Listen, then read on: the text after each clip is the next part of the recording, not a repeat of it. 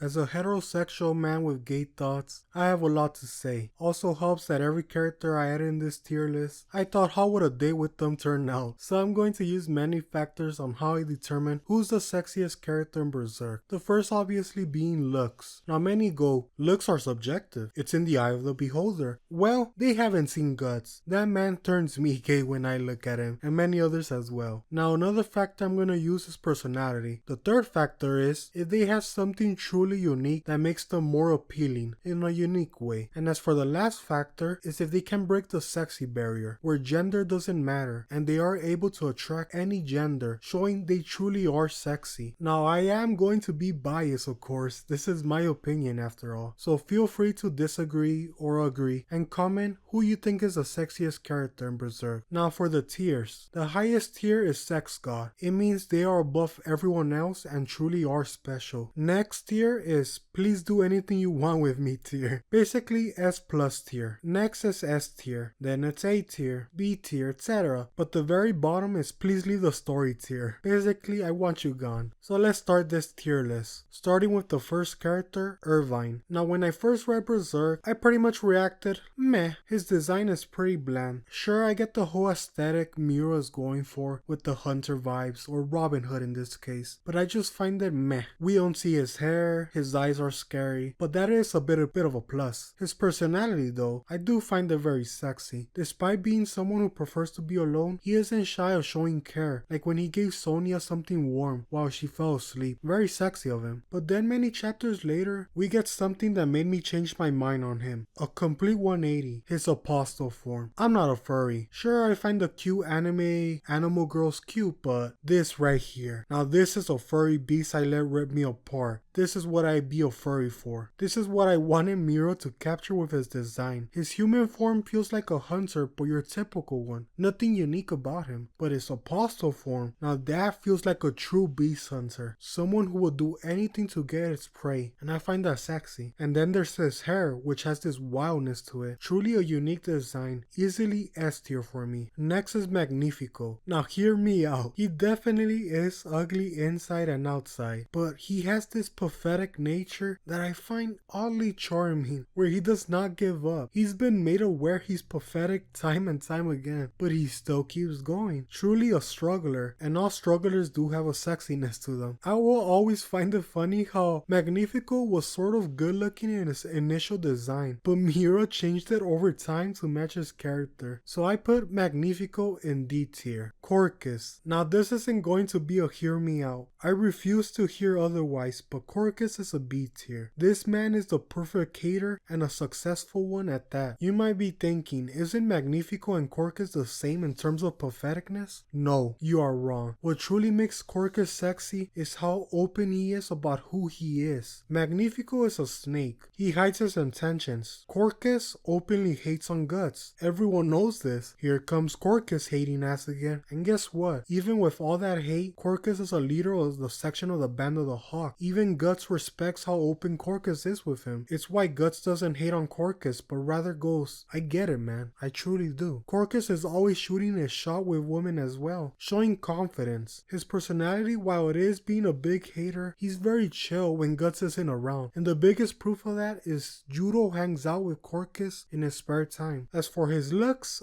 okay, he's not the best looking man, but that's not everything that makes someone sexy. So B tier for Corcus. Judo, S tier, easily. He's good looking, check. Personality, my god. Judo by far has one of the most sexy personalities out there. First, there's him welcoming Guts and truly wishing the best for him when he joined the Band of the Hawk. Him supporting Casca, and even though he loves her, he respects her wishes, and when she saw that Casca and Guts were becoming a thing, he was happy for them both. He loves them both, and was happy Casca was getting out of Griffith's grasp. He wanted Guts to take Casca away. Then there's him deciding he's gonna take care of Griffith for the rest of his life as he's loyal. Then there's all his jokes he likes making even in dark situations, trying to lighten the situation. Him not wanting anyone to feel guilty towards some actions, like Guts leaving. He stops Rickard. Like I said, easily a 10 out of 10 in personality. I would like to put him higher, but he doesn't have that certain unique thing that makes his sexiness one of a kind. Next is Grumbuild. Now this is just a Temu version of Guts. I don't find him sexy in looks or personality. The whole warrior mindset he has about honor, fighting one-on-one, etc. It's very hypocritical. Guts even points it out in a way. Only thing sexy is his dragon form as an apostle, but that isn't enough to save him. He's an E tier. Gaston. Now I see many confuse Gaston with Corcus in terms of looks, and I get it. They definitely look alike, but personality, they are the complete opposite. Corcus is the biggest hater of Guts, and Gaston is the biggest supporter of Guts. So I would put Gaston in the same tier as Corcus, as Gaston, while not the best looking man, has such a charm to him that I find myself thinking, I would like to go on a date with Gaston. So B tier. Flora. Okay, hear me out. B tier. Experienced older woman is always a plus, and she's a witch. You never know what type of magic she can use. The possibilities are endless, especially if you into getting pegged. I imagine she can create a pegger out of nowhere.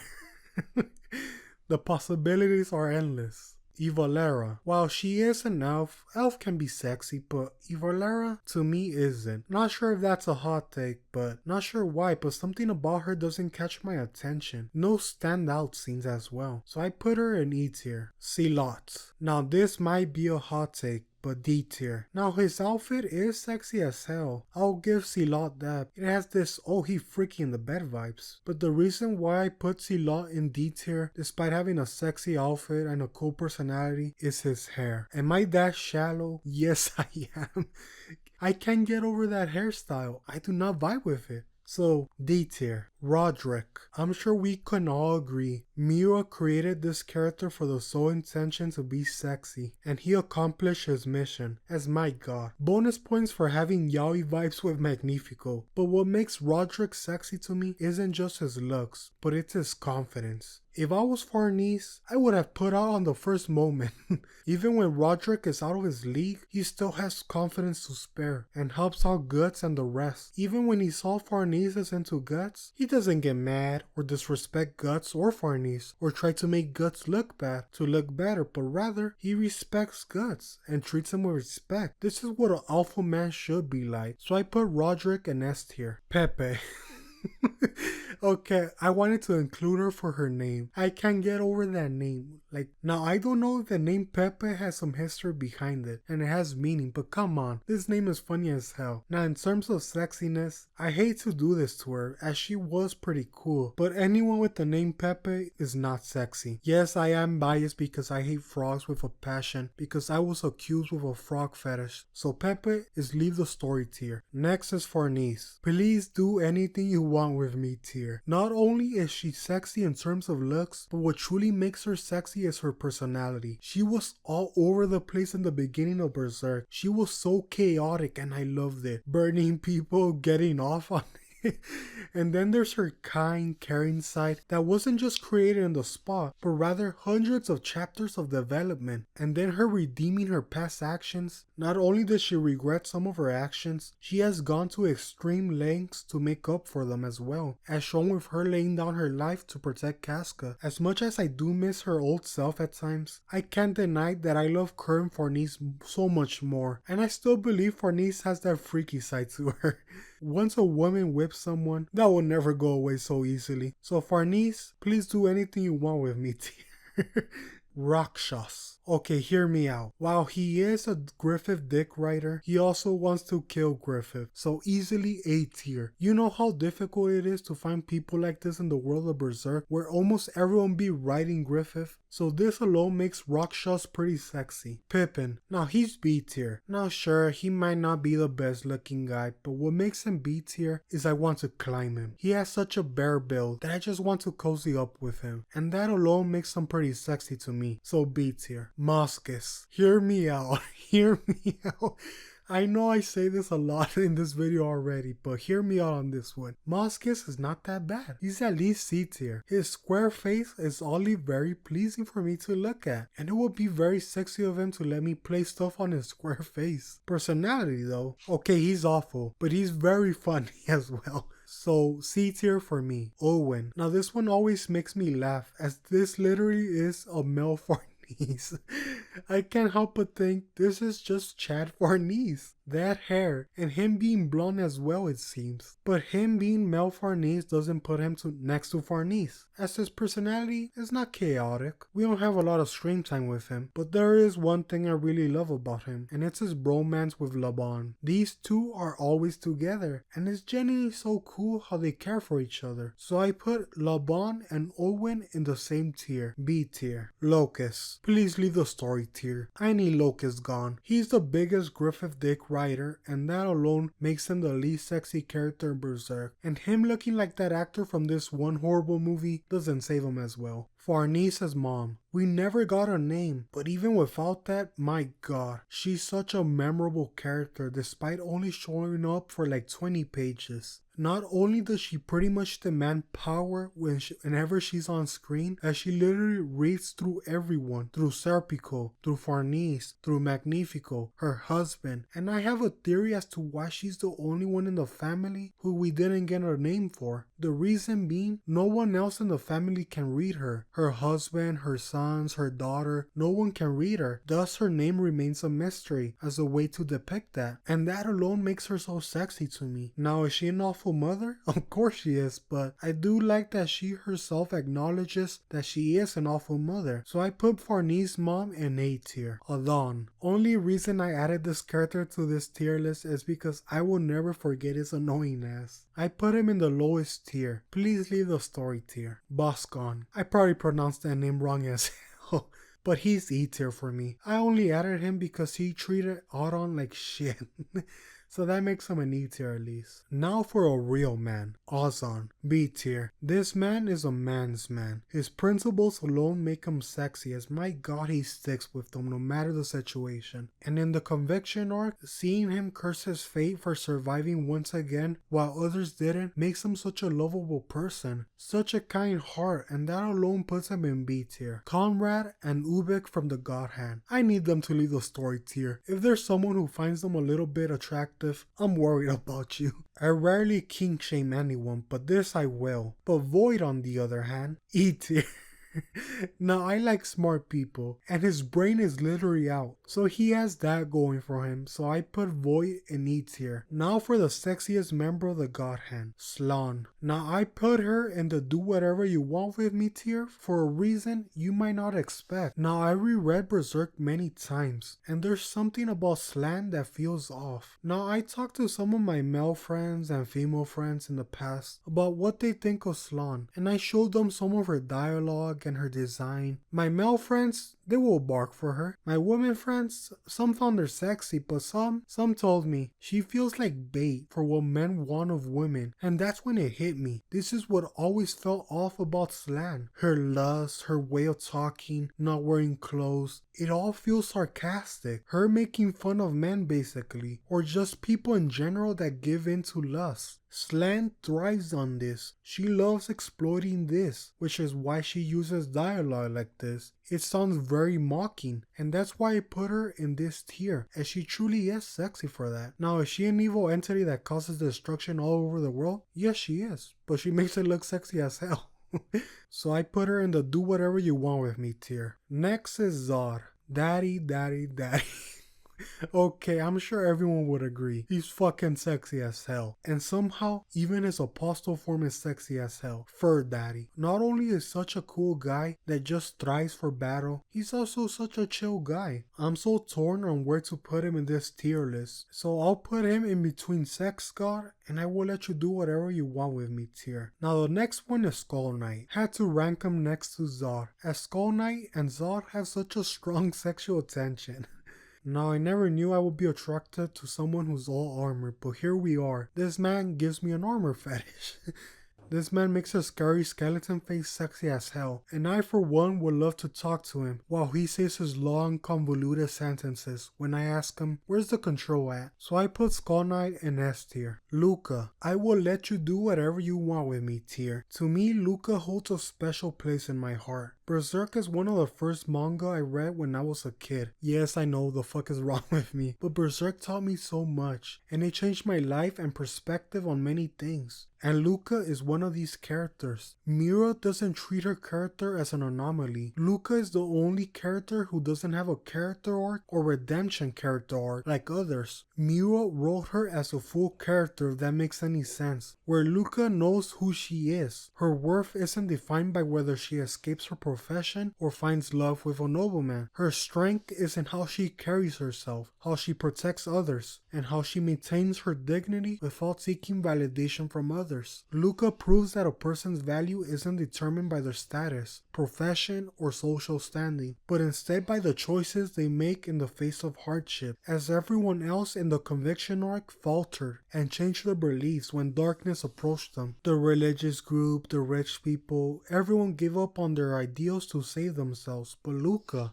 was the only character throughout this arc where she was stubborn, willing to sacrifice herself to help her friends. She did not want to abandon anyone. And I think it's so beautiful that Miro chose her to be one of the strongest in the conviction arc. And this really changed my perspective on those who work in that industry. As movies I seen as a kid always depicted people who work there as awful or make them look awful. But Miro wrote Luca to be kind, empathetic, and so much more despite the situation she is in, and wrote her in a very positive and beautiful light. And that just makes her look even sexier. The fact she has such a strong, stubborn personality, and this is why she's in this tier. I will let you do whatever you want with me tier. Next is Serpico. I will let you do whatever you want with me tier as well. I'm sure everyone would agree on this. This man is sexy. Miro himself even said in an interview, he wrote Serpico with the intention that makes women like him, but what Miro didn't account for, men would also be affected by him. And I think what truly makes